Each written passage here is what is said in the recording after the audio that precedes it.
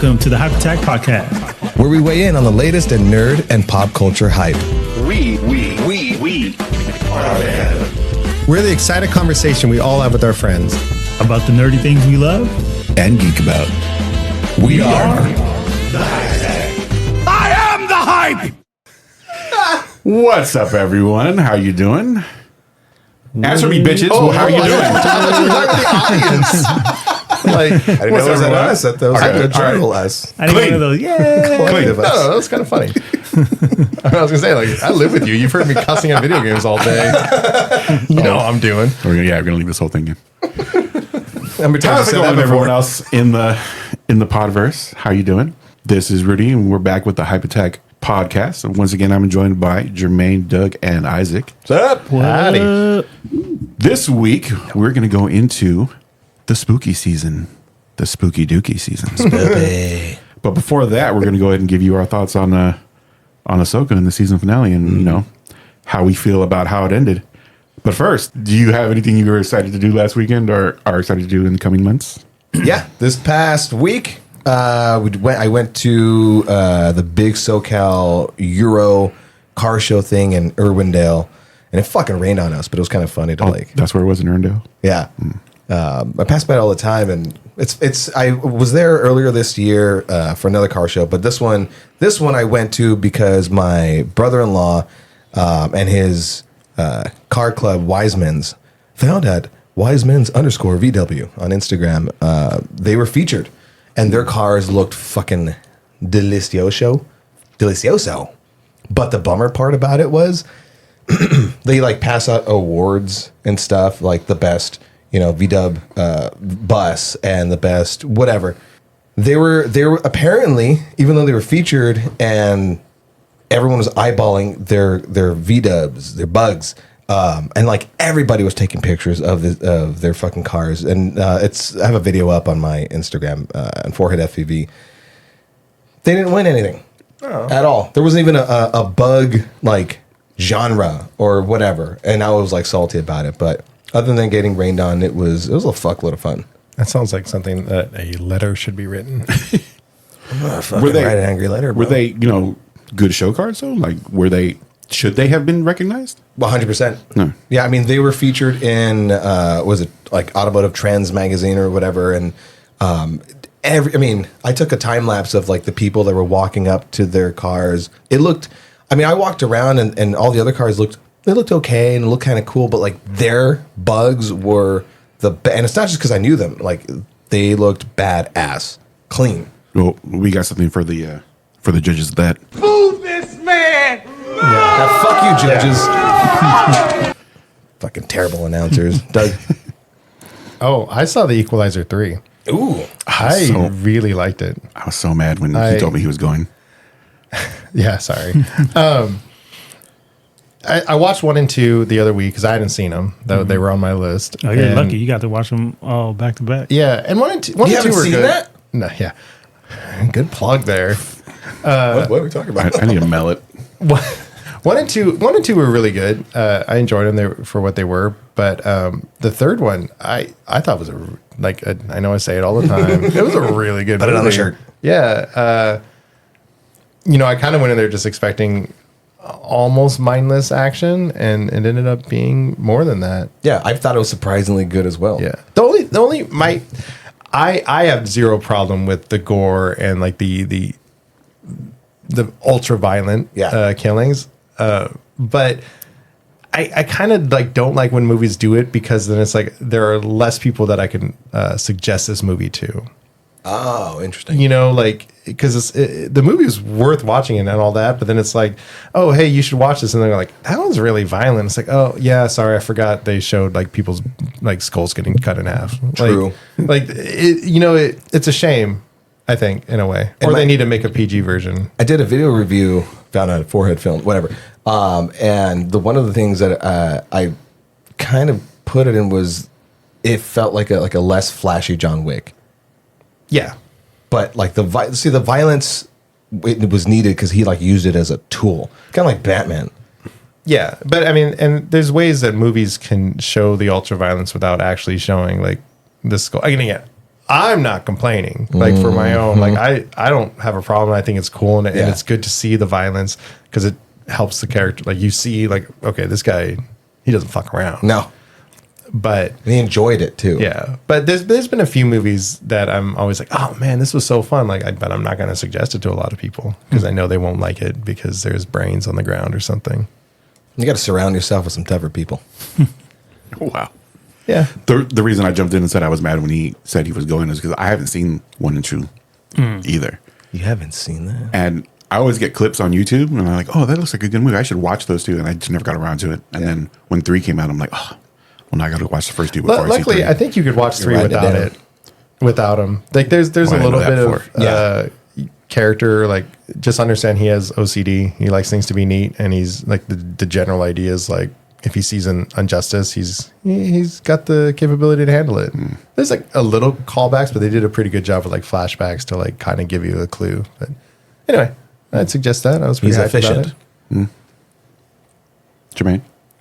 So I started my spooky season list, which I'm gonna watch a few things. I'm going to rewatch a anime movie called Vampire Hunter D, Bloodlust, which I haven't seen that in a couple years. Yeah. Is that So I got to dive back into that. was that a standalone movie, not the series?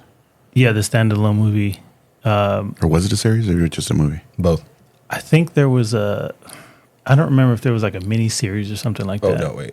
It's a film series. Oh, okay. But I'm gonna rewatch that because I believe it's been over a decade and it's one of my favorite ones. And then I have to watch the new Resident Evil Death Island that dropped. I believe it was July 7th or something like that, and that's blasphemy because I haven't seen it yet. It's like their CGI movie franchise. Oh, it's a continuation of that? Yeah, like it's in that. Oh, wow. It looks cool. And then I gotta had- check that out. I hadn't heard that title at all. Well, now I'm excited for that too.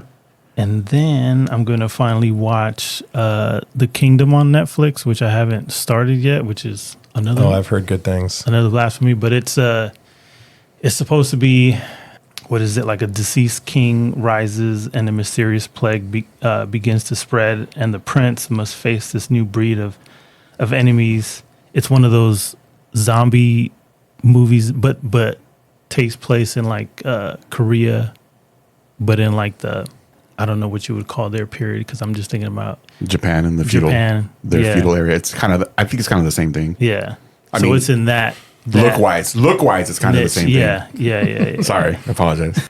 So that's I love you, Korea.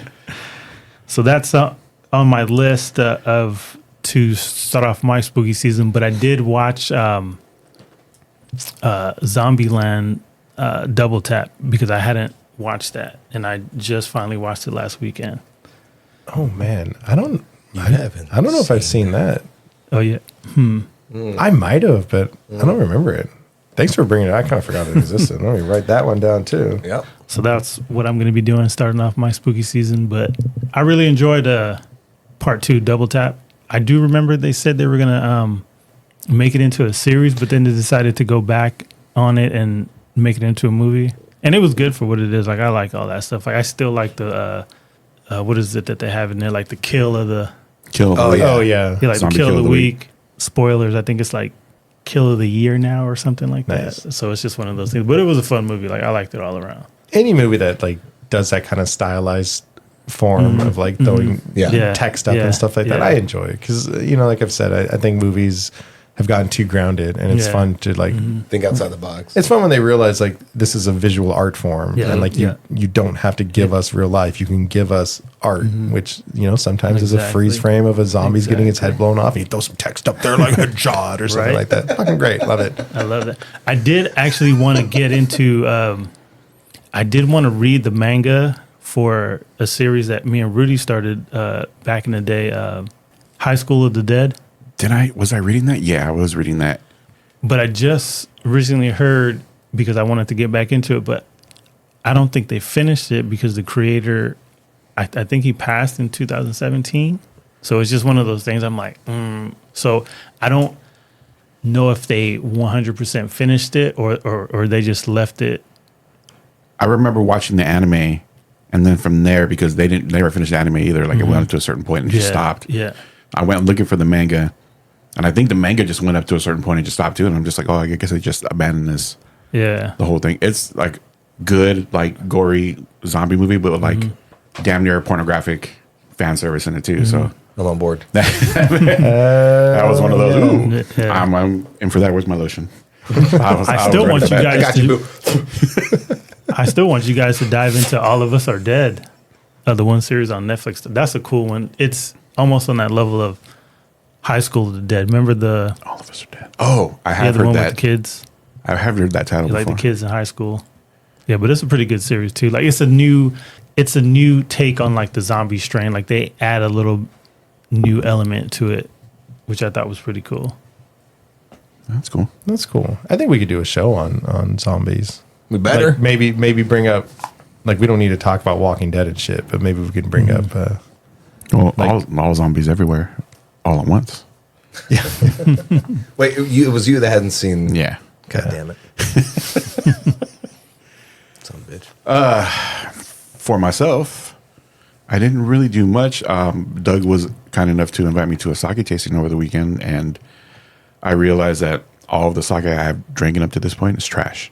Absolutely. Like Trash, restaurant sake Yeah. does not represent what sake can actually be. It might as well be dirty dishwater compared to what touched my lips this weekend. And I'm excited to go out and like actually find these bottles and like add them to the collection so you guys can try them. Hell yeah. Other than that, like this coming up is probably like my least favorite entertainment wise because we're going into Halloween. So I'm just not excited for anything.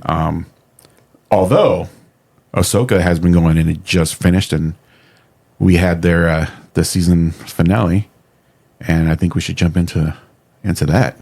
So we've all watched it. Yes, Yeah, yes, yeah, We're all yes, responsible yes. nerds that do the right thing and watch yeah. it when it drops. Stop eyeballing me. No, Okay, eyeballing you're anybody. sitting like I'm just eye fucking you. right.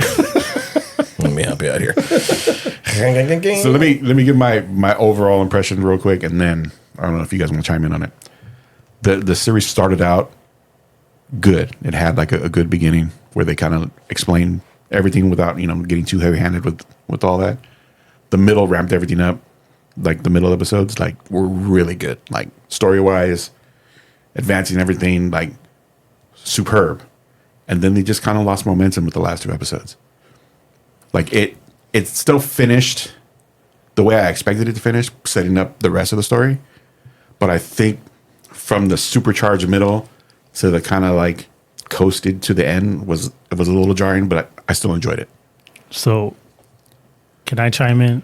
Because I was talking to Rudy before you guys all came in, and this is my take on what we've been getting so far. Whether you go back to The Mandalorian or just the Ahsoka series in general. So, my take on all this, because we know that that the series was going to finish, but it was going to leave us hanging, that they're supposed to do a movie, to wrap all this up. So my theory on that is we're legit watching the Star Wars opening crawl. Oh, All these series. I like that. This is my take on Yeah. it. So you get all these all these different series, but it's the story that you would get in the opening crawl that we're actually witnessing. I like that. And then we go into the stuff because like Rudy mentioned to me, there are Star Wars fans that don't watch the cartoons or, don't mess with it. They just dabble in the movies. So they would have to get introduced to these characters that are only in the cartoons. So that's my take on it. Yeah, That works. I agree. I think I said from the beginning that Ahsoka was the most Star Wars thing I've seen in a while. I mean, they really delved into a lot. And again, if you had watched the cartoons, it wasn't so new. But if you hadn't, there was a lot going on. And to your point, the last two episodes where they trailed off I think it's because we got into completely new grounds. Like Yeah. we were in a new galaxy, new world. And then like they leaned even heavier into like the witches and Skull, Balin Skull and Shin Hati. Shinati. yeah, Shin Batty. Shin Hati, yeah. They like their story, Clip that. Just on now. like their story felt like it was going to be like a big point in Yeah. the conclusion, and then it pettered off because they're setting up. It's that same thing that we're going to deal with any of these IP franchises. There's always going to be these like setups that don't get answered in the current thing, which is fine because we know more is coming. Because they might even continue some of the story into like Mandalorian. Obviously not with those two because they're in another galaxy. But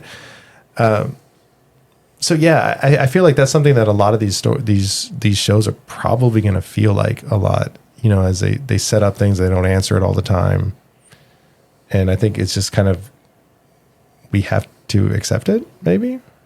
Well, that's the thing with Star Wars, that there's things that you get in the comics, there's things that you get in the novels, there's things you get in the cartoons, and then there's stuff you get in the shows.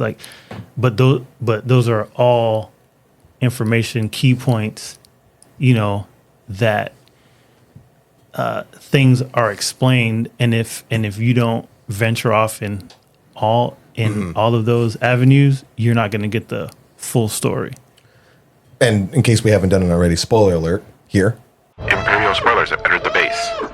Imperial spoilers have entered the base. So I've been better at picking up on those moments that I feel like, oh, there's an importance to, because they paused on it. There's a musical sting here or whatever. Like when Morgan was given like that sword, that flaming sword, and if I wasn't hyper aware about picking up on those the important things, I would have thought, well, that's random, a flaming sword.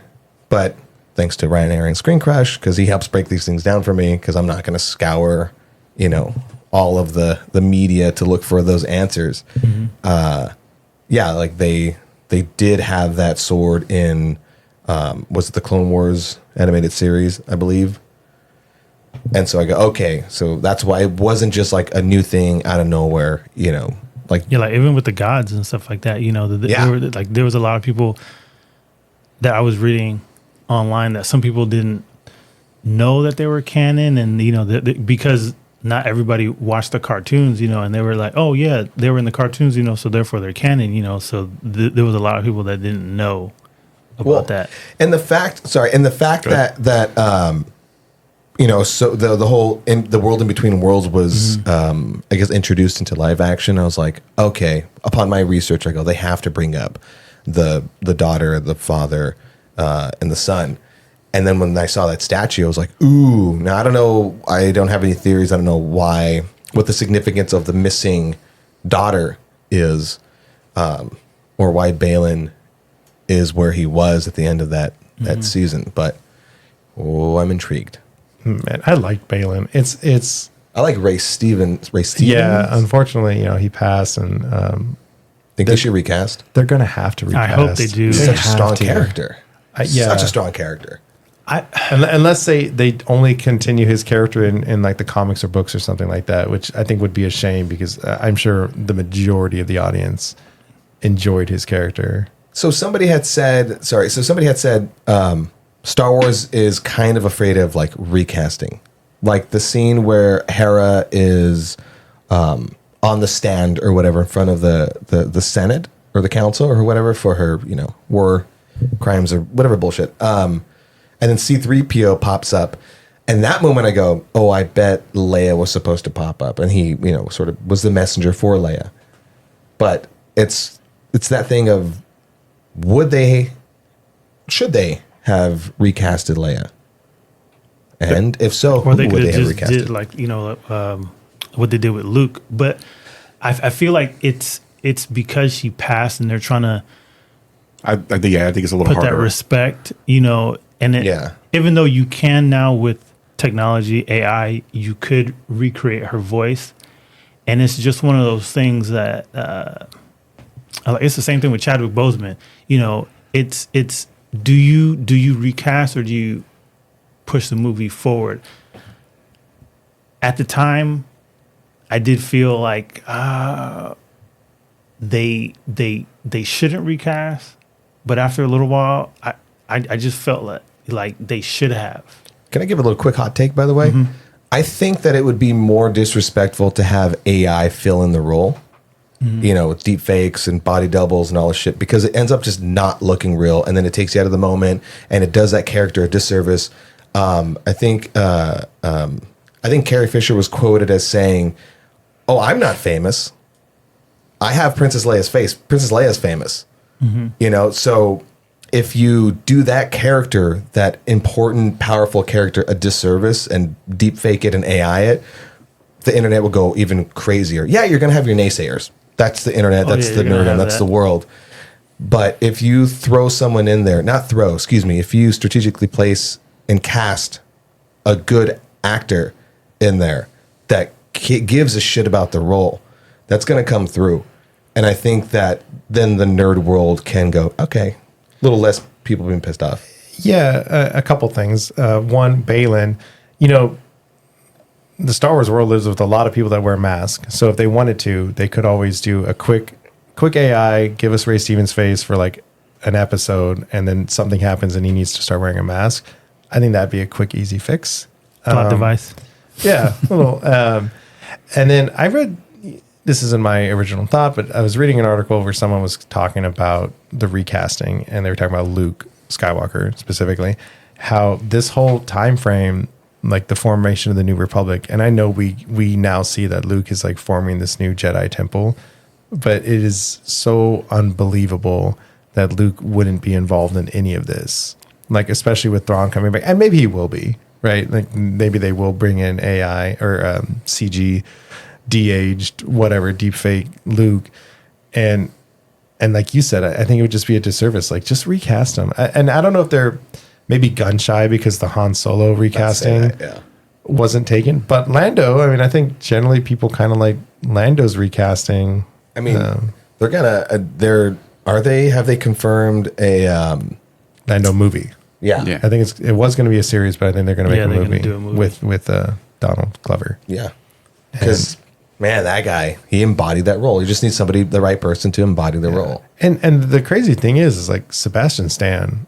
I think the fans have been saying he could be Luke Skywalker. I think he expressed interest. I think even Mark Hamill didn't really have much to say about it. Or he's got the acting I do chops. believe he said that he wouldn't do the role unless Mark Hamill blessed him to actually do it. But also he did say no one has ever come to me to say, do you want to take on the role of Luke Skywalker? I mean, I'm sure what is Lucas's visual effects, Industrial Lights and Magic? ILM. Yeah. I'm sure they want the challenge of no, we could deep fake in Mark Hamill, but I think at a certain point someone needs to step up and say, let's just recast. Yeah.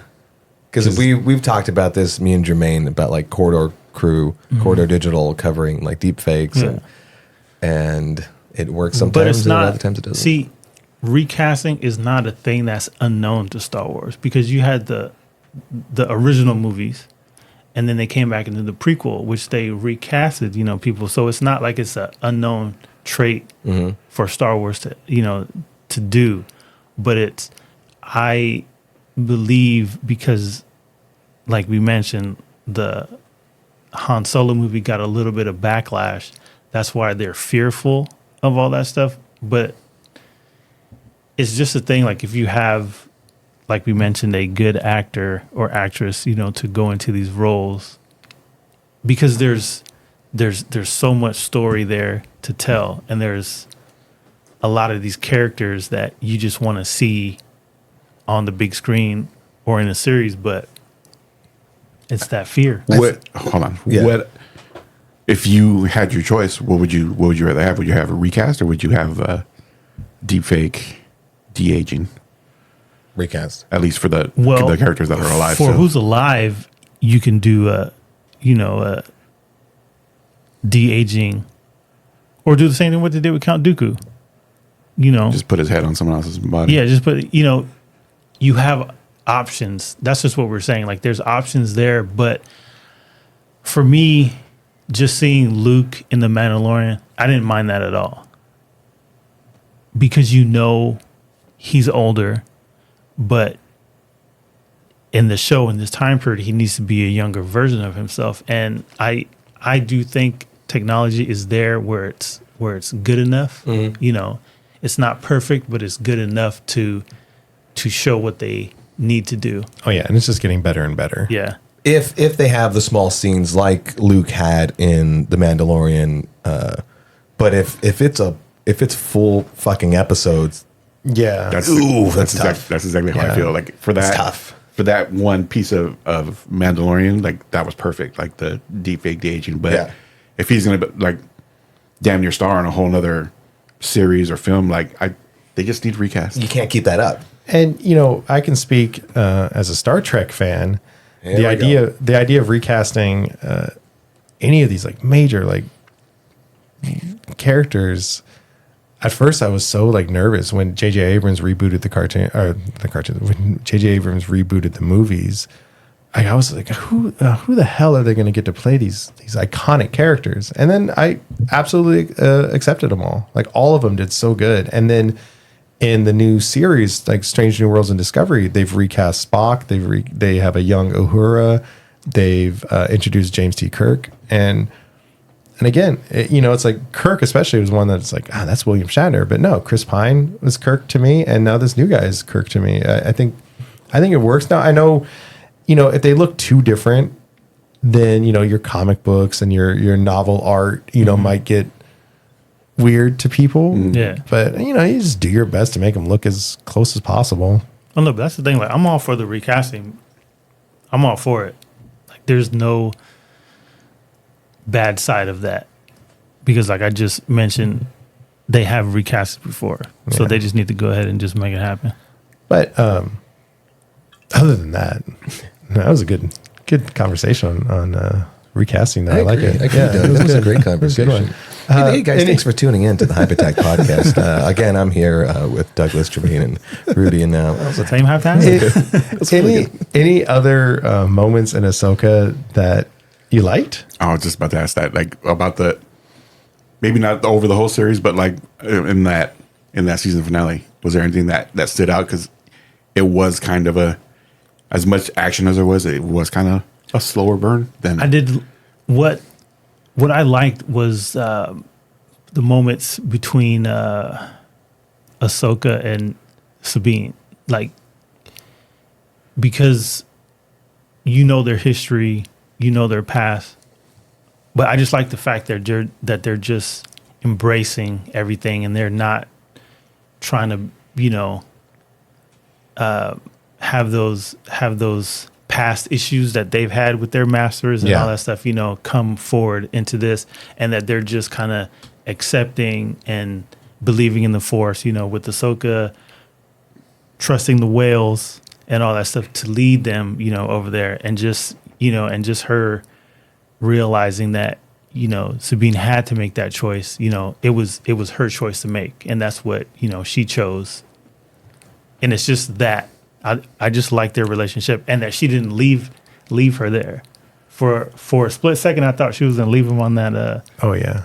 well, I think that at first when Ahsoka used her Force Echo ability and realized that Sabine made that choice, she was pissed. She was fucking pissed. And then when she went into the world between worlds and had that last lesson from her master, so her lessons, her training is complete.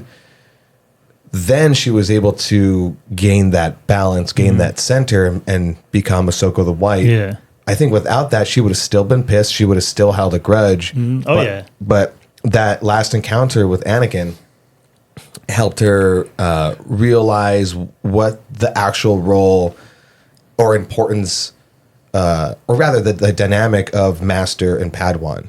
So they set they would have into failed. Because the line that I felt so powerful was, I'm going to back you in all of your decisions as my master did mine.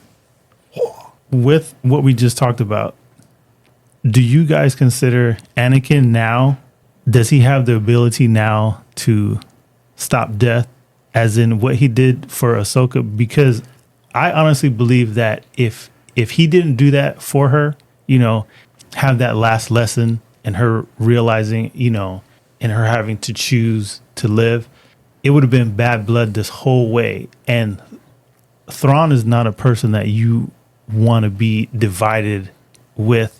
And even what's the robot's name again? Hu Yang. Yeah. Hu Yang. That he told him, you guys are better together. Yeah. And just the fact that they stay together, I believe in my core that that's the only way they survived. Because if they didn't, I think they would have all been dead. Oh, easily. I mean, I think Ahsoka even said that to Sabine. Mm-hmm. Did anyone else that story beat that Hu Yang dropped about when Sabine was training, and that when Mandalore was wiped out and that her family was gone, Ahsoka stopped training her because she thought she was training for the wrong reasons? I caught that. Mm-hmm. Do you think the place where they dropped it was impactful at the end of the series, or would that have been a little bit more better to know at the beginning of the season when they were talking about them not meshing as a master and apprentice? I sometimes kind of like when they do that, though, when they kind of wait to the end and they drop that bomb and you're like, oh, that explains a lot. Because, I mean, I guess it wasn't like super important to the overall story of this show.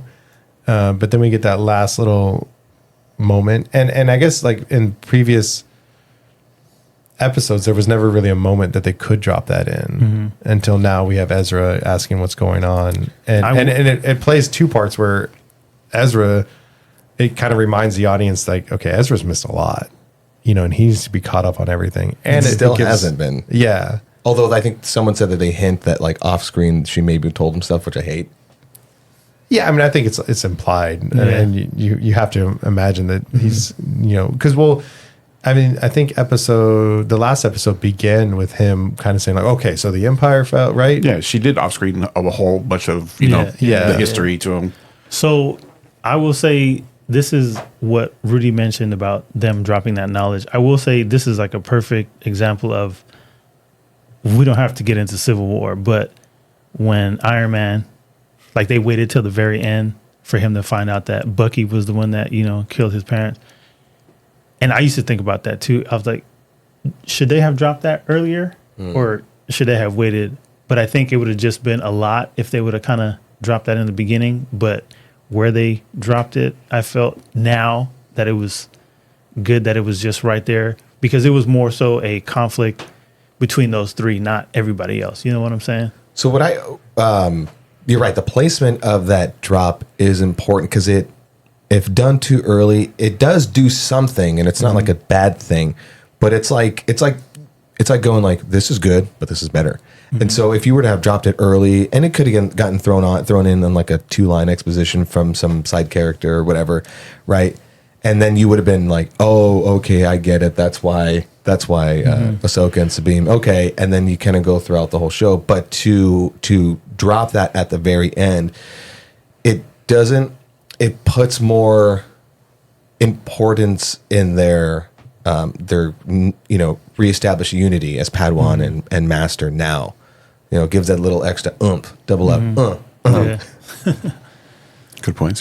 It's interesting how much, I guess, any Master Jedi worries about. I mean, just that constant fear about someone going to the dark side. And I think, you look at the new trilogy, the sequel trilogy, that whole setup with like Luke and Kylo, Luke sensed that Kylo might be going to the dark side or whatever, wanted to kind of stop him. Like, again, that fear that you're training a Force user who might end up going to the dark side because of reasons like revenge or something.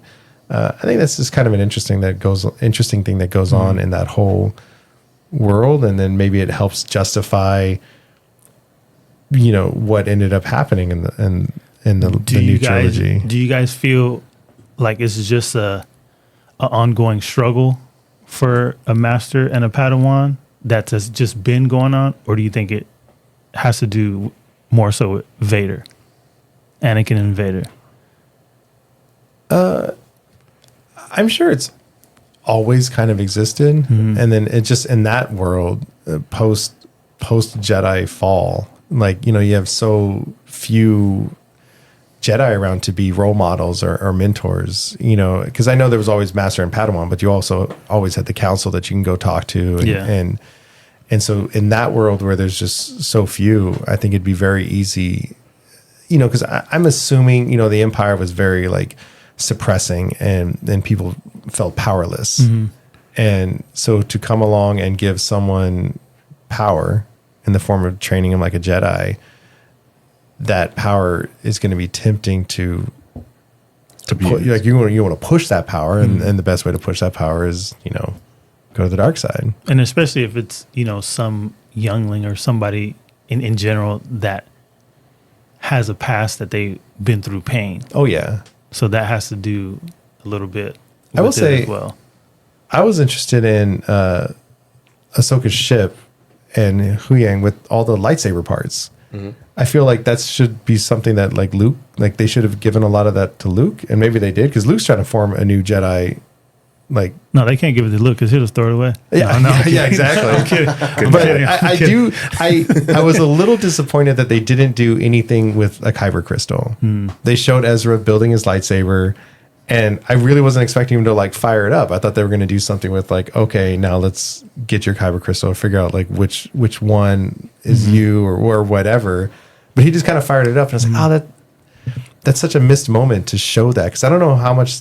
I know in Rogue One they talked about kyber crystals, but I don't know if any of the other movies or live action shows have ever really touched on kyber crystals being like the thing that fires up the lightsaber. Not really. Not so the live action stuff. It was such an easy moment to just add a little bit of, and you could maybe have seen like That they only had a few world left. Like, I mean, you know, who could have said like this is our last one, because I know the Empire was setting out to destroy a lot of them, right? Because they were trying to wipe out the existence of, or even the knowledge of Jedi. So Well, not only it's just a that, missed opportunity. the Death Star ran on kyber crystals. Yeah, that's right. Yeah, so yeah, just missed opportunity. Yeah. A little dang it. I feel like that building the lightsaber moment among a bunch of other things as far as Ezra's character or storyline, so much of it was like missed opportunity, kind of lackluster.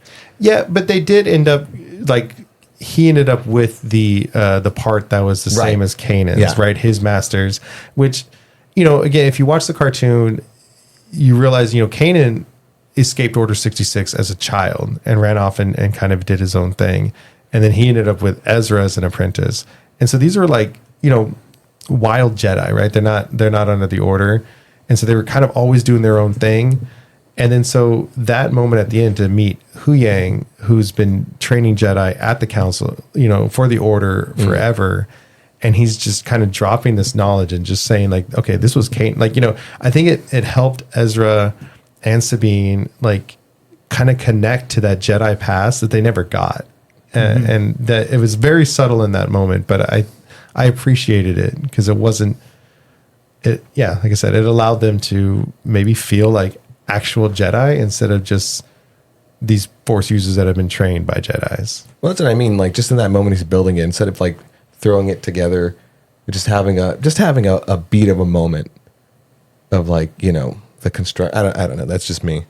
Again with him, I wanted more like emotion behind it. Also, was really annoyed at the very end when he steps off of the A-wing, The Imperial shuttle thing. Yeah. He was accompanied by A-Wings. Sorry, not the, oh yeah, okay, and keeps his fucking helmet on the entire time. I'm like, dude, you're gonna get shot. Take your helmet off. Take your helmet off. What are you doing? Finally now because you want to be cool? Great. Yeah, I thought that was like, yeah, it was a rare, purely for the build up. yeah, it was one of the rare moments I think in the series, in a lot of the new Star Wars stuff, where it was just purely for the show, and it just didn't make Hated sense. it. I understand why he had to escape wearing it, Sure. but as soon as he like approached that fleet, It was he like should have had it off and. And like I understand the moment, like you know, it being cool, and he has a helmet on, and you know, but he waited such a fucking long time. Like it was way too many beats. It was way too many beats. He didn't even need to fly with that thing. As soon as he launched that shuttle, it would have been like, nope, I don't need this anymore. I guess he was meeting Hera, like a friend of his, and it's like I don't know. I guess I could see if I was going to surprise. Just pranking, bro. Yeah, Just pranking. It's the prank, right? It's the Just pranking. Haha, gotcha. it's the military dad that's like in the high school mascot, you know, and the kids up there taking their photos and they don't know, and then they take the mascot out. Yeah, it was a friendly moment, or just, like he wanted to see her surprise. Did it for the gram. Yeah, Right. yeah. Risk getting shot for it, right? So ultimately, doing it for the gram. Like But her reaction to him, like that was the reaction I was expecting Sabine to have when she saw him. Full stop. I can't help you with that. yeah. That's the way they did it, and that's the way they did it. So whatever. And I don't have to like it. Yeah. again, I had no problem with the way Sabine and Ezra met. I know we covered that. Yeah, I think no, but I mean, I think it's great that people are different, right? And 10 years past, Doug. I know. They traveled across into another galaxy. I know. She betrayed her master. I know. Okay. I'm just saying people are different. Say my piece. People are different. People are especially different. people Hey, are different. And people and like in an alien or like a world like this, a fantasy world where people are coming from different planets, like I don't know, she's a Mandalorian. Do they get emotional? I mean, here's the anthropologist in me, like speaking up. Like every culture is going to have a different way to meet people and stuff like that. And I appreciate when a character is not like what you expect. Like they're not. Every character is not going to react the same way you react. And so I could see that. Like I said, I could totally see. I could totally see like not seeing a friend for like 10 years and like you finally travel like across like the world to go see him and just being like, hey, what's up? High five. Absolutely could see that. Right away, be like, Yeah. where can we get a drink? That would be my reaction. He got the off-screen handy. It's fine. That's my headcanon. It's under the helmet. Put the helmet back on. Keep hearing bing, bing, bing, bing, bing. I always thought of you as my sister, my stepsister. Oh God. Go get stuck in that dryer. I'm stuck in the trash compactor. You're thinking of the force push brother. again. all the little turtle guys watching. Takes us a whole 45 minutes to get there. Turtle crab, whatever. Yeah. But I did like the whole, Then they pull out a space butt plug. and there it is. All black with like little white spangles on it.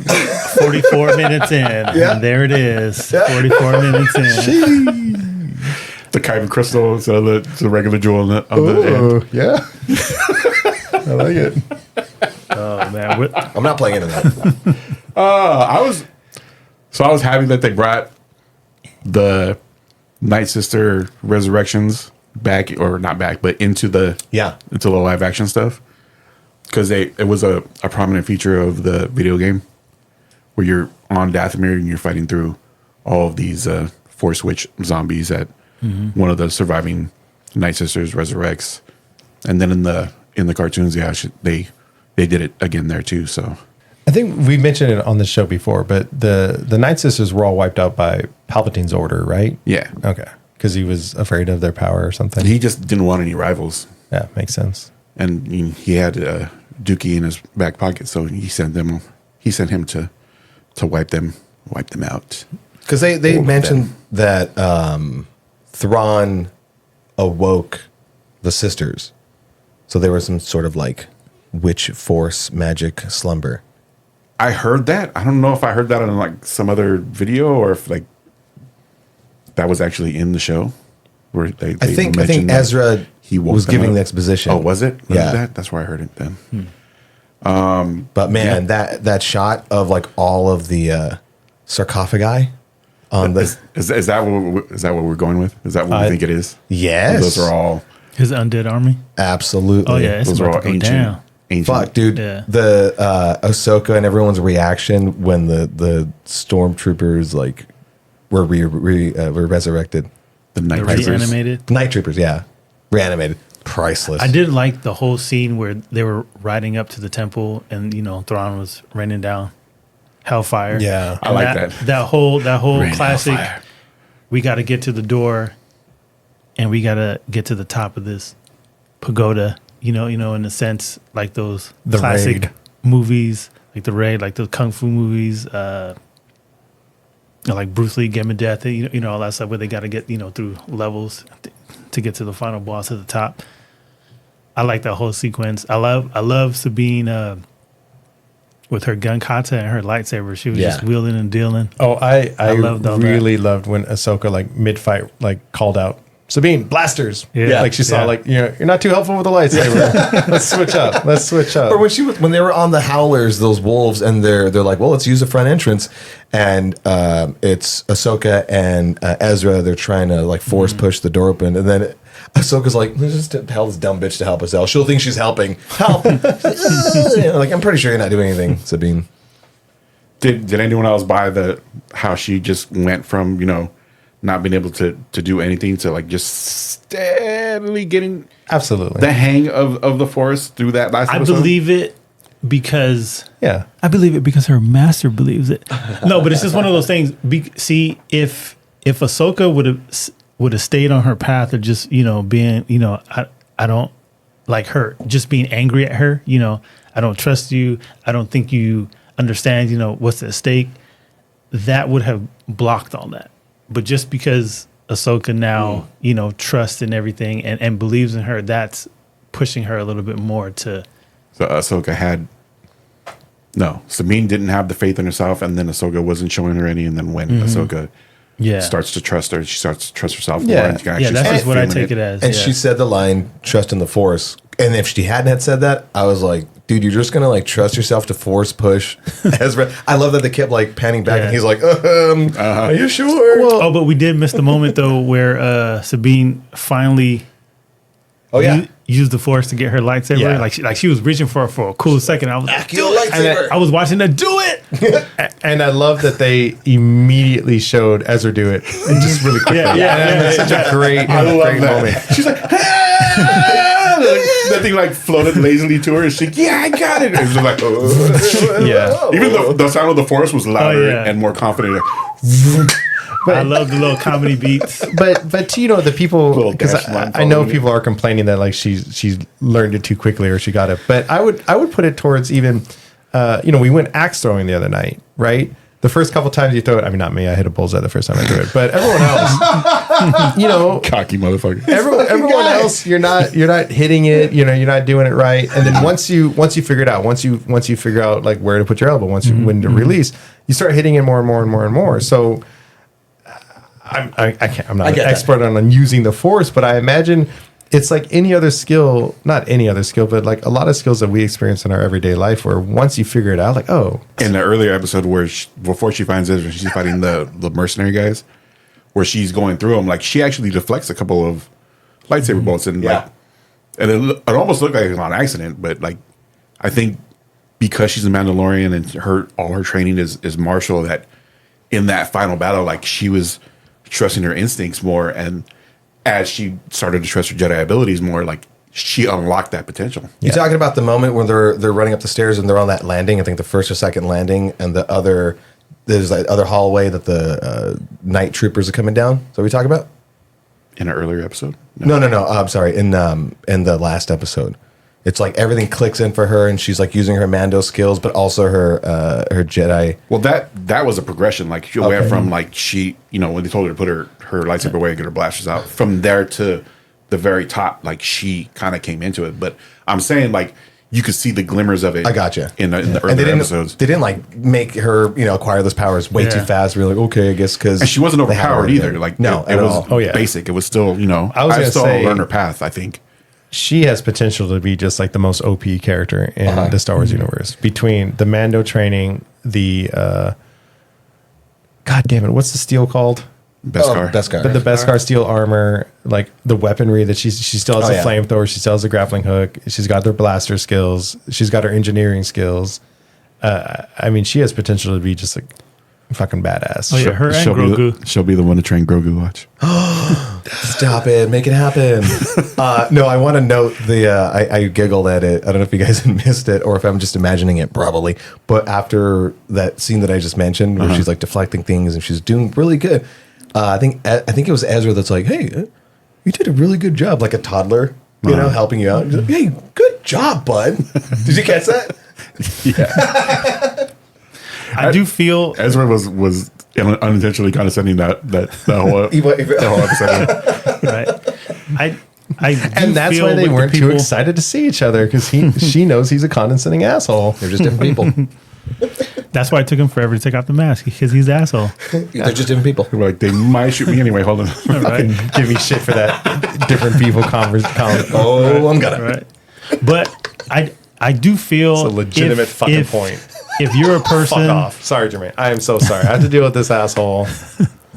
Continue. Maybe no, but I do feel like it's one of those things. You know, if you're a person that doesn't have skill or you lack skill, like Isaac. but just a different person. but if you're around those people, no. But anyways, like I was saying, I do feel like if you're a person who doesn't have the superior skills like everybody around you, but just being around a group like that, that's gonna make you better. So that's besides, like I said, Ahsoka trusting her more. I just feel the fact that she was around people and it was like this is a life or death situation. Things are gonna start to click. Yeah. Oh yeah, going from trying to move a coffee cup on a weird table that you walk on when it's down. Yeah. I saw someone very upset about that. The Murphy bed of tables. Yeah, to like in the moment of battle. Yeah, Oh, yeah, I have could to. see Yeah. because you start ignoring the bullshit. You start ignoring the voice that tells you can't do it, and you're just like, well, you fucking better do it. You have to in Yeah. those moments. Yeah, or you die and then story Exactly. over. Roll credits. There's a YouTube channel called How It Should Have Ended where they do shit like that. Oh yeah. The movie's over. I think Oh, yeah, Star I like Wars, all that. all of it has so many moments of just like, Yeah. If R2 wasn't there, or if Darth Maul actually hit Anakin when he was randomly deciding to run over a kid that he didn't oh know my in the middle god, of the I always desert. forget about that. Jesus, I like those Christ. edits where they show him actually hit and it's just credits. Yeah. There you go. The Skywalker saga over. Because Darth Maul randomly decided, killing a kid was a good way to start that day. So so it's established now in Star Wars in the live action that zombies are a thing. Thoughts, prayers? Did anyone else? I was waiting for the shot and they gave it to me when one of the and in the videos they call them purge troopers, the two that were flanking Thrawn. Oh, in the black armor? Yeah, but those look more like death troopers to me, like the from Rogue One, the all black ones. Like anyway, that's a small little detail. Like I heard Ryan here call them purge troopers, and I'm like, they look like purge troopers to me, but whatever. The shot where the mask is smashed and you can see the zombie mouth, that classic shot of Yeah. like that was cool as shit. I almost half expected the reanimated stormtroopers to like start pop locking and stuff like that. I think one of them might have. I wanted them to turn around like Michael Jackson and start doing a Thriller. Oh, I'm sure that give it like 5 days. That'll be on the internet. Someone's doing it. Ding, ding, ding. I am glad that they showed that scene with the purge trooper because I was curious if all those stormtroopers, night troopers were already dead and zombified, or if the Night Sisters were saving it for like this kind of occasion. See when Mr. By it I mean the reanimation spell. Sorry. When Mr. Inquisitor died and all the black smoke popped out of him, I'm like, okay, so that's a feature. And then when Thrawn sent the two squads to fight our heroes, when they started dying, there was no smoke. So I'm like, okay, so they're not dead yet. But then once again, going back to Screen Crush, they made the comparison that the dark side users are the ones that have that exploding, That greenish black smoke. yeah, that smoke escape, and that when the regular like resurrectees get hit and fall down, they don't have that. So I'm like, okay, maybe they could still be dead. But then they made the distinction, like, are the volunteers ready for the night trooper duty? Like they volunteered to go up against them, die, and then be resurrected. So that was. So they weren't already dead. They weren't already Some dead. obviously were, like the purge troopers were, but not those guys. The only reason, and it's not a strong theory, the only reason why I think that they were already dead is there was just this eerie stillness about them when they were introduced in the episode before last, I think. Also, the way that their armor was like wrapped in bondage, or not bondage, but the gold. Yeah, the sealing of the cracks and stuff like that. But isn't that like a Japanese thing? It is, yeah. But I mean, it kind of implies that like their armor was damaged. Yeah. Yes, it was damaged. But now they're brand new. My whole thing is that stormtroopers are supposed to be super disciplined. So they're supposed to be able to stand in ranks. And then when Thrawn is introduced and they're like, Thrawn, like that was Good point. they're still alive. They're fanatically loyal to him. It wasn't his army of the dead just kind of just shambling. Depends on what kind of In zombies ranks. though you have. Yeah. There have been movies and shows that have the different types of zombies. But I think we saw it after they were reanimated in this. They were not like conscious zombies, right? Like there was a pretty distinct difference between That's a good point, Doug. than You got me before there. and after. No, you got Yeah. me there, Doug. Them fighting, shut up. as Yeah. as stormtroopers, and then them fighting the zombies. Yeah. Cool moment though, still, Yeah, definitely. So and massive I mean, foreshadowing. the cynic in me, that whole episode, I think I joked when Morgan got the flaming sword, because we saw Ezra build the lightsaber and then Morgan got the flaming sword. I was just like, well, there's 2 swords they could sell at Disneyland. and then realizing, like, after I said that, I was looking at the stormtroopers and the night troopers. It's like, yep, this is another toy they can sell. Like, but I mean, how do that's we what feel Star about Wars that has always sword been. though? Do we think Ahsoka's going to start wielding that now, or is it just I was or is it curious just a about that too, thing? because she lost one of hers. Yeah. Yeah, By the way, I heard that double sword saber, like the Morgan sword and then Ahsoka saber strike to Morgan was fucking cool as shit. Oh yeah. That shit, like I literally like yelled. I was like, "Oh, like damn!" You really hurt her, Ahsoka. Shit, that was like a Mortal Kombat fatality right there. Yeah. Like Ahsoka's it was a cool badass. the way she like directed that sword into the ground, and you kind of see its energy kind of like dispel into the ground, and then she's just like, "Give me that shit." Oh yeah. Like that was a really cool sequence, which I was really glad for, because in that last episode, just her blocking lightsaber bolts looked a little wooden to me. Yeah, there was a lot of that, and like I don't know if I've ever thought that looked good in Star Wars at all, but it was always like small moments that it was fine. But then like there was a lot of that going on in that whole episode, and yeah, and especially Ahsoka, I think because she had the 2 to deal with, that it looked. I mean, at one point, I felt like Rosario Dawson was just fucking joking around. I think they showed her from behind, and like she did, like right before they cut, like she did like a weird twirly thing. I was just like, that's just that somehow just got through the editing, because there's no way. In Attack of the Clones, Obi-Wan does an almost similar kind of twirl move where he has his lightsaber and then he kind of flips it in reverse grip, and he does like a quick like that, and then you see the bolt spraying off his blade, and then he returns it to his original grip, and I like the way that looked. But this one, when she's like doing her forms, and all of a sudden it just Yeah. I was like, oh no! You should have seen me watching it. She did that. I look at my wife and I go, and I start doing like, oh, and just now? She's like, oh, it's too many of them.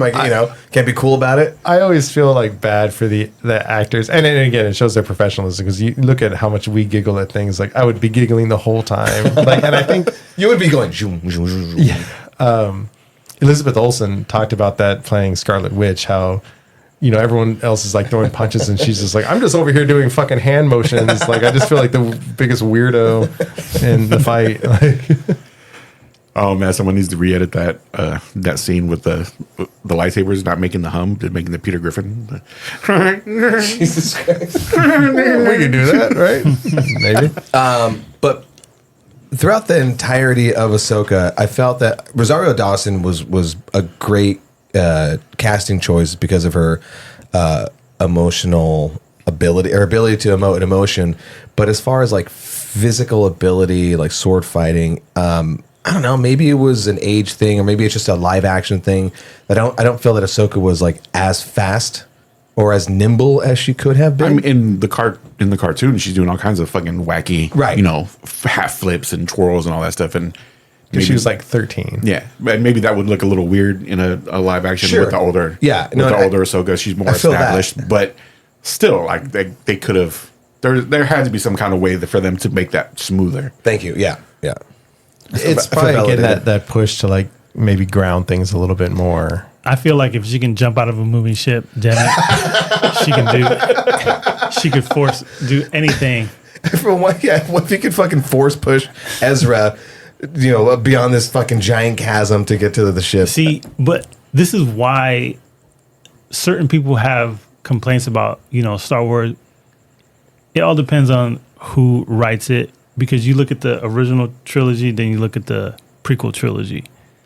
The lightsaber battles are 100% different. True. But it's just one of those things, you just take it as it is, Well, I appreciate it comes. throughout this whole series. We got different lightsaber, like different styles of fighting. Big time. Like I mentioned how Sabine and Shin, when they had their first battle, like you could tell they didn't have a lot of practice with it. You could kind of tell it was raw and just Lack of going at polish. it. And then when we got Ahsoka versus Balin in not this last episode, but I think the one before that. Where she finally goes, double saber. The first fight or the second one? Well, the first one was in the second or third episode. Yeah. Oh, yeah. The first the one was map. she used the first fight she used the one lightsaber, and she was definitely going like more samurai-ish. And then I've read something where like there was two different styles there. Yeah, for sure. And I thought that was cool. And then she eventually pulled out both of them in the second time they fought. I think that's cool, and maybe that was the decision why they didn't have her flipping around and stuff like that, because I think all those fights were very. This is the one time that I'm going to appreciate the groundedness of it, because I think they were able to play with different swords fighting styles that maybe we are more familiar with. No, absolutely. Whoever choreographed the sword fight and saber fighting, I mean, I think we said it before when we commented on like the prequels, is that in the deleted saber fights that there was like a story to be told, and they sort of missed out on that by deleting it, and I feel like they kind of made up for that with Ahsoka, and it's or maybe they didn't want saber to fights. because of the Count Dooku scene that we always talk about, and it's two older, Jedi. So it's, do they really need to be bouncing around like that? Well, and then, going back to the prequels and Darth Maul, and I know everyone's going to hate me for this, but, Duel of Fates was fucking amazing, right? That whole sequence. But they were literally just swinging above each other's heads. Like, it was so much flashiness, but the choreography was them just swinging it above each other's heads, and they were blocking it. Like, if you slow it down, like, no one was going for a blow. They were dancing. It was a big fucking dance scene. How dare you? No, I know. What's wrong with dancing? Yeah, but and I think that's something that has changed over time. Is like we have gotten a little bit more realistic. And even with the new trilogy, I know I've said before, like Rey and Kylo fighting in that first fight in episode 7, like it was raw. Like they were trying to kill each other. Yeah.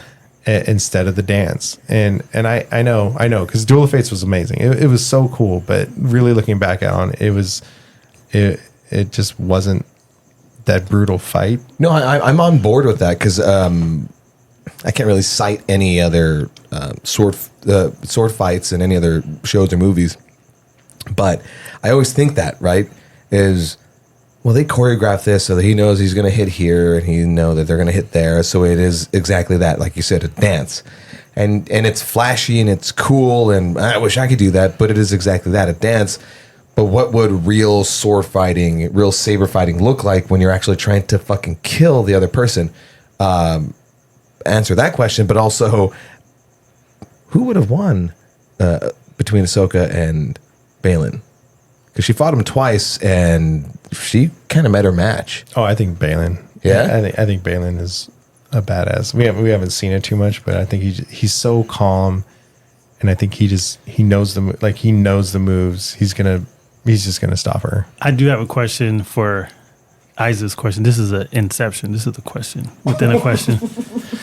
So, because he, just said who would win out of Ahsoka or Balin, do you guys believe in Star Wars Yes. that I respectfully disagree? Respectfully. Do you guys believe that it depends on the Force user or the Force wielder, or do you guys think that it depends on the Force itself to keep the balance? So good. Shit. Sorry, what was the question? So Isaac mentioned who would win out of Ahsoka or Balin. But do you guys think that it depends on the skill of the Force wielder, or do you think it depends on the Force keeping Trying the to find balance? that balance. That will always. Because it's kind of said in this like weird undertone that like the Force will balance it out no matter what happens, right? It's like this predestined thing, the Force. I mean, the sisters can they can see the future. Yeah. I mean, if I was a Jedi, I'd keep an app and just be like, how many Jedi have died? Oh, like we're on the winning side right now. Like I'm not going to fight anybody. Like I'm just going to stay. I'm good. I mean, Like once I was like, oh, the dark side's winning now. Let's go, buddy. The Force is on my side. Balance out these notes. and, the like, fucking Sith with an purists, the polishers of Lucas balls, they absolutely stick to that. No, it's the Force finds a balance of, this person is predestined to lose. I personally don't subscribe to that theory. Like I think it's Blasphemy. No, I'm kidding. Well, I think it's the skill. Like it's always it comes down to skill. Like there's power levels, there's skill, all of that goes. If you want to say the Force made these power levels, and they're only going to reach a certain part for this person and a certain height for this person, and when these two meet, that gap is going to show. I mean, fine. I can feel that. Yeah. But I don't think it's situational. It'll be like, oh, let me check the scorecard. No, fucking Dark Side's winning, so I dub thee the winner of this fight. Like, yeah. Are you guys going to that battle? If I'm not going. it's Because just the gonna- dark sides are. Yeah, exactly. If anything, yeah, it's like the Force, if it is in that balance moment, like it's going to try to like, maybe it will give those helpful moments or that guidance to the side, but ultimately the skill might overcome that. I think the Force will balance out in the long run, not in the short term. Because Yeah. I'm in your school of thought, Rudy, with like, no, it's not going to be some predestined thing. Yeah, they kind of sort of hinted, but like, I don't want to subscribe to that. I like it's the skill of the Force user. Oh shit! I blanked out. Fuck! I had to say something. Shit, fuck. big. Shit! Fuck! Shit! Titty cut. Well, Think about that, and while you're thinking about that, you have Anakin and Obi-Wan. Anakin is predestined to be the strongest of all and bring balance, and Obi-Wan whooped his ass twice. Obi-Wan is not at the same power level as Anakin, but he Because still the won. Force wanted to put Anakin just down and down and down, so he keep fighting and became But Vader. Anakin's supposed to be the chosen one, like so the Force doesn't favor Anakin. So as far as the balance, I don't think that it's a matter of the Force deeming someone like they're going to be the one to create that balance. If you, I don't know if you notice, but there is this sort of other underlying theme of balance, which now that we have the live action established statues of like the missing daughter, the father and son, I feel like Balin Skull. They never really said that he was a Sith, He's not. no. right? So I think that sweet spot area is that balance. Like Ahsoka was able to do her thing because she maybe dabbled into the other side. The same thing with Ezra. It was hinted at in was it Rebels that he sort of like dabbled in the dark side a little bit. All of these main characters, Luke, obviously fucking Anakin, Ahsoka, and the rest, they all dabbled in like the other side. I think, a gray Jedi is where it's at. It's the new hot thing, gray Jedi. I think we get too hung up on light side and dark side. Like, Yeah. it's not them being like, oh, let me put this aside and then use this power. It's their personality. It's their intent at the time. Like if they're mad, that energy is going to be darker, but they're not abandoning everything else and just using like this fuel now. Like it's one of those things where it's the whole person. Like, and when Ahsoka finds that balance, we call her Ahsoka the White, but I think she's more willing to trust the Force, and what you get when you trust the Force is, the Force works through you. You're not putting your personality into it. You're not putting your will into it. You're just kind of going with the flow. Yeah. If No, that I makes can see sense. that. How much do we as an audience know that the Force is trying to balance things, but how many of the characters know that? Is that like a pretty common teaching in the Jedi Order? That the Force will always try to balance? No.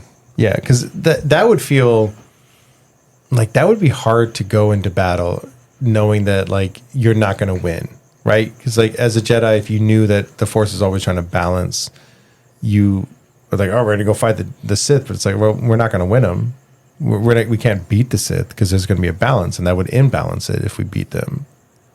So I feel like that would just be like such a weird like.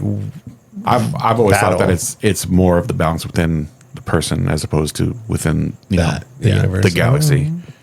Like if you have Jedi who follow the Force and they're not the Jedi preach, light side good, dark side bad, but I think the Force is more of a whole as opposed to like you can only use one side and you're this way, or you can only use this side and you're this way. And I know that's kind of an ends justify the means kind of thing. If you end up, feeling negative emotions and doing stuff like that, but that's where you find the balance in yourself. Yeah, you can master it.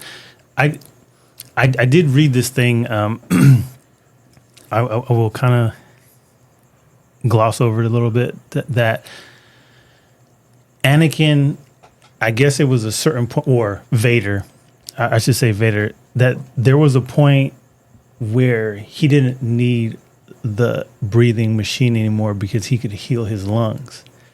And it's one of those things that, because, whatever you want to say, he dabbled in the dark side. And because he healed his lungs using that side of the Force, he started to get happier, just feel lighter, happier. But because of that, his lungs got bad again. So it was in one of the books. And I remember the book. No, I don't remember the book. I remember reading that particular passage though, where he's in his meditation chamber, his armor's off, and he like turns the chamber off and then lifts it, and he focuses on his hatred of like everyone, and especially Obi-Wan, and that power allows him to like heal his body. Like he's using the Force to heal himself. He makes himself whole, at least breathing wise. And as he's doing that, he's imagining like being able to walk around like that all the time. And then he thinks about Luke, and then Luke would join him, and then they could roll together. And feeling that kind of pride in his son turns off that negative emotion, like spigot that he's using to feel it, and he starts to feel happy, prideful, whatever. And when he loses that focus, he loses the dark side, and everything turns off, and he has to turn his meditation chamber back on to breathe again. But that was a pretty interesting point. Interesting. Yeah, that was a good. Because other than, Force healing, kind of established in the newer trilogies, and Boba Fett, what is it called? The bank the tank? Back the tank? BACTA. Fully healed him. Minus, some limbs and shit like that. But, I mean, the technology is like there. So, but I like that or whichever one of you guys had brought that. That's fucking great. I think me and him have discussed that before. I like that. Keeping. I get all my Star Wars knowledge from Rudy. Yeah, As soon as you brought it up, I remembered exactly what Doug, you want to suck each other off? what passage he was referring to. No, because we're different people. So, Yeah. do we want to? Receiver. Well, Do we let's wanna not just- start sucking each other's dick quite yet. Oh shit! Hold for the end. Save for the video content. Hype attack after hours. Oh my god, that was great. Jay, go ahead. No. I was just saying. So, do we want to get into the two moments at the end, and then we close it out and go into What do you think is going to happen next? like our hype theory or our hypothetical about the tombs, and we didn't mention Anakin at the end. Oh yeah, I mean, Anakin being in the ghost, it is what it is. I think it was a throwaway moment. Like it could have been there, and they could have left it out, and it would have been fine. Do you feel like it was fan service? Yeah. Yeah, I mean, they're kind of setting up this idea that Ahsoka and Sabine, and hell, even maybe Balin and Shin, are gonna like unlock some crazy Force shit in that other galaxy, and maybe Anakin will be there to guide him because he's beyond this world, and maybe he has a even bigger connection to the Force. But I don't know like how that'll fit in. Like they'll come in. It'll be the end game moment of the on your left as the fucking whales pumping, and they're gonna come with their Fucking own army. portals. The turtles will be fucking snipers or something like that. So yeah, I think there's potential there. Again, it depends on what they do next. In the space between worlds, we're gonna get what we wanted to see at the end of the new trilogy. We're gonna get all the Sith versus all the Jedi. Could you imagine that shit? Like just an army of Force ghosts I'm versus ready. versus I'm an army ready. of dark zombies. I'm ready. Ooh, baby. That. I'm ready. Oh my god! Interesting. I need it now. I just filled the cup. I did it to myself. I think ultimately what sucks, and I'm already feeling this, is the new trilogy, the sequel trilogy. Like, it was okay, but ultimately, like, not right. Yes, And exactly. and It will be great in 10 years. No, the more and more that we get these shows, it's just like, God damn it, they fucked those up.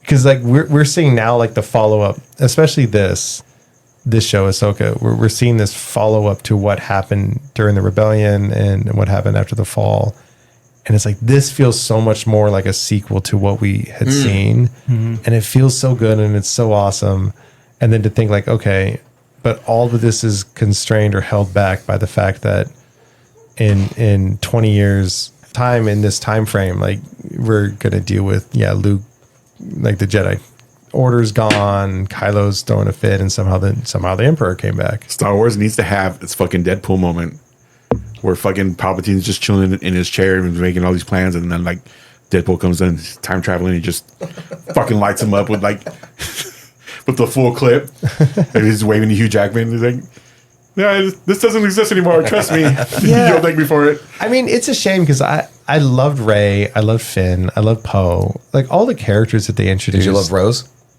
I thought Rose was fine. I mean, they didn't need. It felt odd that they introduced her. What the fuck? You like Rose? There's absolutely nothing wrong with Rose. Like she's just a character in the universe that people Yeah. chose to hate for no I'm reason. stirring the pot, man. That's Jesus. my job. Yeah, Okay? Push no, buttons to stir the pot. they chose to Different hate people. her because they thought that she was just a token, like just Star Wars adding in as much minority representation and diversity as they could. So dumb. Yeah, no, it really was. And even people being mad at the idea of them introducing a random new character. It's like, well, fucking Empire introduced Lando, right? I mean, it's like, it's not new to introduce more cast as the series goes on.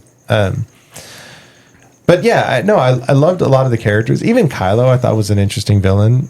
I mean, there was some I never really got into General Hux. Yeah. So I agree that like, God, I wish they could kind of just reboot those or like wipe Wasn't them out there of a thing existence. that they said that they were probably going to go back and time travel and wipe that all out? There was talk, but they've already announced like Rey's going to be in another movie another movie, right? So Yeah. they're going to follow. In the next they're going trilogy. they're going to continue with Rey Skywalker, Palpatine Skywalker. I don't know. Well, I mean, but there's still some interesting story that they can get out of that. It's just these were so. I still think that Disney was trying to do a soft reboot, and it didn't take. And they changed their mind halfway through, because you look at episode 7 being pretty much exactly like episode 4 in so many ways. They were definitely trying to do a soft reboot, and it didn't work. Going back to Ahsoka, Yes, thank you. because we were talking about like what we think is going to happen as far as like the end game. Can I ask one big question real quick before you get into your point? I'm not wearing underwear. I'm freshly shaved. Do you think we're going to get more series, or is it going to all lead to the movie immediately? I think we're going to get more series, at least like 2, and then lead up to the movie. I think we'll get more series. I'm really curious if like Hera is gonna. Wait, I mean Hera doesn't necessarily know Mandalorian or Jin. Doesn't matter. Get her in those orange pants. I can see like Mandalorian touching on it because like Thrawn's return is gonna like spread pretty quickly. So I'd be curious how much, not just the Mandalorian, but Mandalorians in general are going to be involved, like in that episode. So I could see that. I think we're definitely going to get. I hope we get some sort of story on what Ahsoka and Sabine are doing in that universe. So what I think is going to happen, okay, is they better not waste the whole them traveling to another galaxy, and not just another galaxy, but like this planet that has the statues of the daughter, the father, and the son. That's fucking huge, and that Balin is trying to like unlock something else to break the cycle of like the Skywalker saga. Like that's huge. That's a giant plant, if you will. They have to do something with that. They have to do something with the planet. Yeah. So I think that's going to be the main focus of whatever the Endgame Star Wars movie is. And if they don't, I'm going to be pissed. And if they don't, it better be something even better than that idea. There has to at least be a series where they show Ahsoka and Sabine, doing whatever they're doing on that planet, and then Ezra and Hera trying to recreate how the Imperials got to that galaxy so that they can go back and get them. Because I can't see Ezra just be like, well, I got back and they're there, so we'll leave them there and focus on what's going on here. Like there has to be some kind of rescue attempt. I mean, that's a good question. Portal travel. Would Ezra focus on going back and getting them, or focusing on Thrawn? I mean, at this point, Thrawn is there, and Thrawn. I don't know how much Ezra would even know about. I mean, Ezra knows that Thrawn's got this undead army, and I don't know how much they saw of the sarcophagus. Well, he probably would have saw him when he saw all the sarcophaguses. What's the plural? I don't know. Doesn't matter. When he was on the ship. So I don't know if he would go back to try to find Ahsoka and Sabine. I mean, I guess they'd be powerful allies, but like Thrawn's going to work quick. Well, I guess that'd be the fear. He would have to, unless they build another like giant hyper ring that they could use, other than him using what he already used to get there, which was Burgle. I feel like they're his going to have power. to get back together. Like the band is going to have to get back together because the army that we saw, that undead army, and Big. do we think that it's not random dead bodies in there, random stormtroopers, but it's people from Like the actual Night Sisters. the Night Sisters, Powered dark side users. Yeah. Oh, and the sarcophagus? Yeah. Not dark side, magic with the K user. I didn't So think they're- about that shit. So Fuck. you have all of those people in there, and then What do you mean by those people? exactly. Do you imagine like at least 1,000 Darth Mauls running around? Like Yeah, that's what I'm saying. Because they ended up back at Dathomir? Dathomir, Yeah, that's where they went. So a lot of people think that was the deal, that Thrawn made with the sisters. Of if you rescue me, I'll take you back to your planet, and then we'll bring back your people. So because of this massive undead army, and you have the heroes all spread apart, like how Star Wars does, they separate everybody. But it's going to be a point where I feel everybody has to come back together to fight this. That'll be the army. movie. Like I said, I think it'll be the end game moment. Yeah. For sure. So it'll be interesting to see how it unfolds, especially with all the characters and all that stuff. It just sucks that we have to wait so long, right? Because nothing, at least in that era, is in production, right? Because of the strikes and everything. I know Acolyte, I think the trailer leaked. I haven't looked. I don't like looking at leaks. We don't know how much he's written, but for sure, I don't think anything's like in production. Yeah. I'm sure he has a roadmap, and once all the strikes are over, because the writers is over, but now it's the actors, and then down the line a couple more divisions of film, like the unions. I'm sure the Teamsters and all there that you kind go, of stuff. Teamsters. Yeah, Maybe we'll get another series because of that. I hate leaks.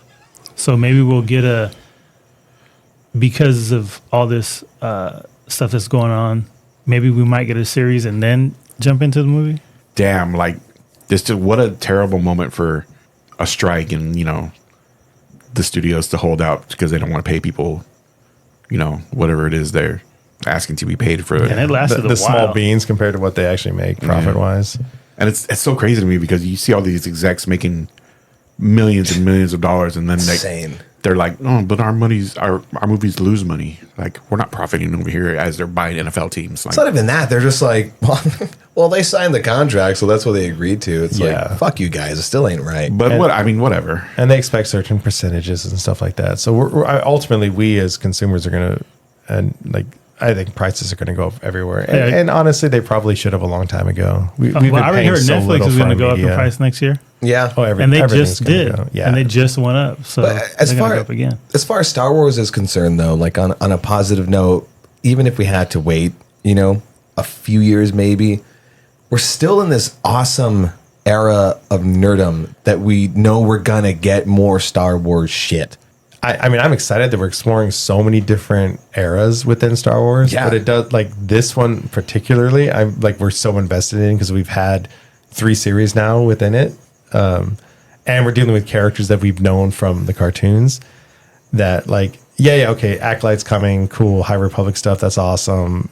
Sure, Andor season 2, which Andor is fucking amazing. I'm excited for that. But I'm still just like, I need to know what's happening here. Like, all that other stuff is great and I love it, but like, what is Thrawn gonna do? What's in the sarcophagus? What's Ahsoka and Sabine gonna do? Like, and that is gonna be like a few years out, I think. And That's what's gonna bring you back to it. yeah, I guess if I'm alive, then I don't know. Yeah, like I don't want Like, to come back I've to it. said I just want to before. know. Yeah, I never expected to live this long, so every day to me is like a gift. But just like I always say, Second I time. need dick. And I need it now. I can't wait. I was waiting for that one. So is that as good a place as any to wrap up? Fuck yeah. The one thing I forgot to mention is that we called an audible in this entire episode, which we've done before.